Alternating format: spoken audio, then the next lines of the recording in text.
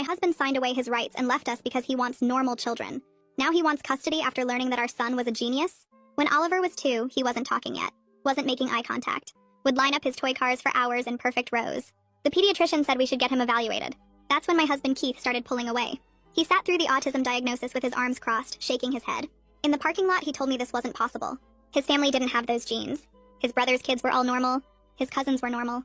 This had to come from my side, or maybe Oliver wasn't even his. I showed him the test results from when he demanded a paternity test 6 months earlier, because Oliver's eyes were hazel and ours were brown. Oliver was definitely his son. Keith said the test must be wrong. Or maybe I'd messed up during pregnancy. Taken something. Done something. Something is broken inside our baby. He moved into the guest room that night. 3 weeks later, he was gone. Left a note saying he couldn't watch his bloodline be contaminated. That he wanted normal children. That I should find Oliver's real father to help pay for whatever special schools he'd need. The divorce papers came a month later. He signed away all parental rights. Didn't want visitation. Didn't want updates. Didn't want his name on anything connected to Oliver. He told his family Oliver had severe disabilities and would never have a normal life. Told his coworkers I'd probably drunk during pregnancy. Told anyone who asked that it was better for everyone if he started fresh. He married Bethany 2 years later and had twin boys who he constantly posted about. Look at them throwing balls. Look at them saying daddy. Look at his real sons being perfectly normal. Meanwhile, Oliver and I figured things out alone. Speech therapy 3 times a week. Occupational therapy twice a week. Special education preschool. I worked nights at the hospital so I could be there for all his appointments during the day. We lived on peanut butter sandwiches and whatever was on sale. But Oliver was incredible. By 4, he was reading chapter books. By 5, he was doing multiplication. By 6, he was playing piano pieces after hearing them once. The autism wasn't a flaw. It was just how his brilliant brain worked. He saw patterns nobody else could see. Remembered everything he read. Could solve complex problems in his head. His teachers started using words like gifted and prodigy, and exceptional. By 8, Oliver was in a special program for profoundly gifted children.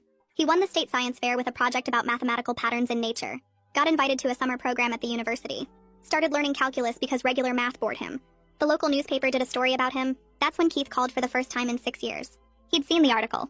Wanted to know why I hadn't told him Oliver was doing so well. Said he had a right to know about his son's accomplishments. I reminded him he'd signed away those rights. He hung up, but he didn't stop. He started showing up at Oliver's competitions, sitting in the back, taking pictures. When Oliver won the National Mathematics Championship for his age group, Keith was there in a suit telling other parents about his gifted son. How he'd always known Oliver was special. How he'd encouraged his interest from the beginning. How proud he was of his boy. Oliver didn't even know who he was. Called him the strange man who kept staring at him.